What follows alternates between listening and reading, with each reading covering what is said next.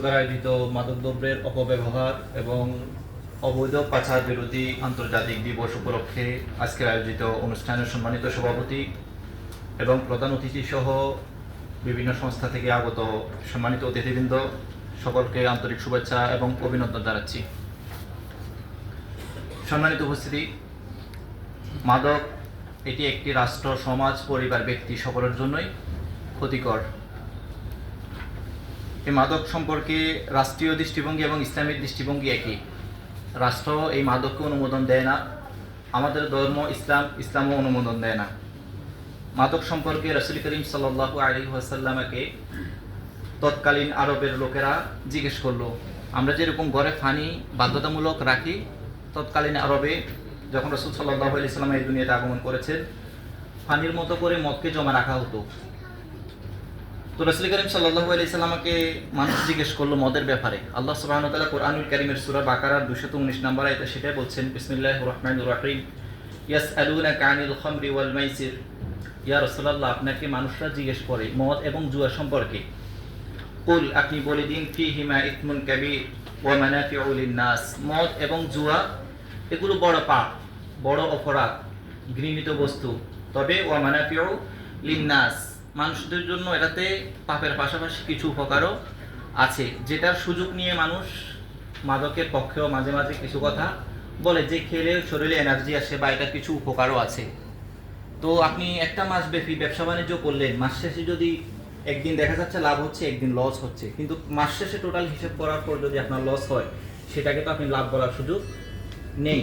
তো মাদকের ক্ষেত্রে বা জুয়ার ক্ষেত্রে আমরা লাভও দেখি, লসও দেখি, কিন্তু টোটাল হিসাব করার পর যখন দেখা যাচ্ছে এটার মধ্যে লসই আসছে, সেটাকে লাভটা আর দেখানোর সুযোগ নেই। যাই আমার এক মাসের মধ্যে 3 দিন তো আমি প্রফিট করছি, লাভ করছি, এটা দেখানোর আর সুযোগ নেই।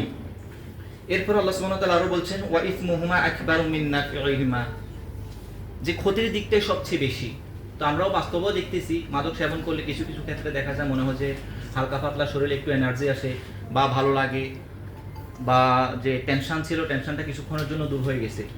কিন্তু আমি সাময়িকভাবে যদিও টেনশন থেকে বেঁচে যাচ্ছি বা একটা চাপ থেকে মুক্তি পাচ্ছি, কিন্তু বাস্তবিকভাবে দেখা যাচ্ছে আমি স্থায়ীভাবে একটা বিপদের দিকে চলে যাচ্ছি।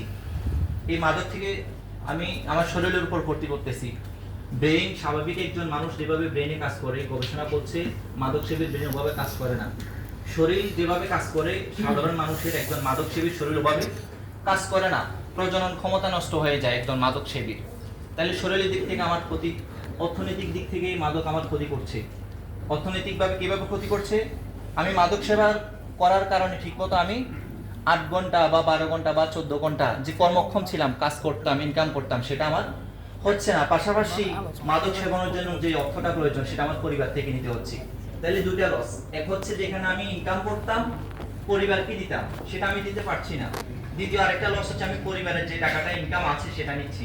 আর এক্ষেত্রে আমরা অনেক সময় দেখি যে মাদক সেবী সন্তানরা, সেটা ছেলেও হতে পারে, মেয়ে হতে পারে, মা বাবার উপর আক্রমণ করে, মা বাবাকে হত্যা পর্যন্ত করে। 2021 সালে আমার যদি ভুল না হয়, একজন পুলিশ অফিসারকে হত্যা করছে তার মেয়ে। কি জন্য? মেয়েটা মাদক সেবী ছিল।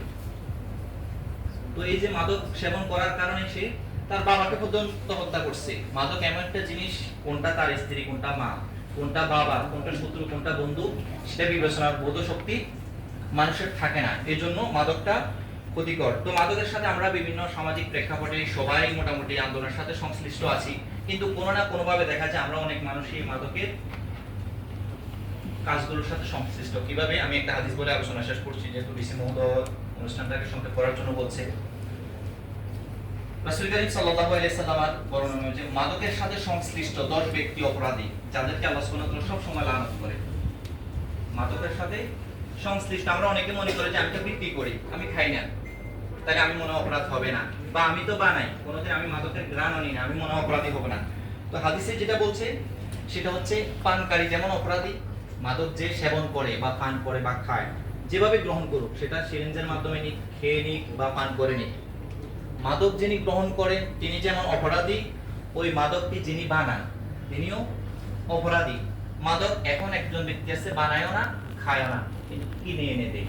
যিনি কিনে দিবেন, নিজে খানো না, বানানো না, ওই যিনি কিনেওয়ালা তিনিও সমানভাবে অপরাধী। আরেকজন আছে কিনে দেন, কিন্তু এটা বহনও করেন না, খানো না, বানানো না, যিনি বহন করে তিনি অপরাধী। এভাবে মাদকের সাথে সংশ্লিষ্ট উৎপাদনকারী প্রতিষ্ঠান তিনিও অপরাধী। এই মাদকের লভ্যাংশ যিনি ভোগ করেন তিনিও অপরাধী। অপরাধী বলতে কেমন অপরাধী? যার উপর আল্লাহ সুবহানাহু ওয়া তাআলা সবসময় লানত দেন। কারণ দেখেন, মাদকের সাথে সংশ্লিষ্ট ব্যক্তিটা পরিবারের জন্য বোঝা, সমাজের জন্য বোঝা, সমাজে বিশৃঙ্খলা সৃষ্টি করে। অন্যের মেয়েরা নিরাপদে রাস্তা দিয়ে হেঁটে যেতে পারে না, পারে যেমন তেমন আচরণ করে। সমাজের সম্মানিত মানুষরা তার সাথে কথা বলতে ভয় পায়, কারণ তার মাথা ঠিক নেই মাদক সেবনের কারণে। মানুষের মেয়েরা নিরাপদে রাস্তায় যেতে পারে না, স্কুলে যেতে পারে না, শিক্ষা প্রতিষ্ঠানে যেতে পারে না। সমাজের জন্য সে বোঝা হয়ে দাঁড়িয়েছে। হঠাৎ করে দেখা যায় ভালো একজন মানুষকে হত্যা করলো, সমাজের মধ্যে একটা বিশৃঙ্খলা সৃষ্টি হচ্ছে। তাহলে মাদক বিক্রয়কারী, বিতরণকারী, মাদকের সাথে সংশ্লিষ্ট, যে কোনোভাবে আপনি মাদকের সাথে যদি সংশ্লিষ্ট হন, এরকম 10 ধরনের ব্যক্তি আল্লাহ সুবহানাহু ওয়া তাআলা কর্তৃক লানত প্রাপ্ত। তাহলে আমরা কি চাই আমরা লানত প্রাপ্ত হই? মুসলমান হিসেবে আমরা কখনোই চাইবো না। আর যারা ভিন্ন ধর্মাবলম্বী ভাইরা আছি, আমরা রাষ্ট্রীয় দৃষ্টিভঙ্গি থেকেও মাদকটা কি নিষিদ্ধ, কঠিনভাবে নিষিদ্ধ, যেটা আমাদের জন্য কি ক্ষতিকারক, সমাজের জন্য, রাষ্ট্রের জন্য।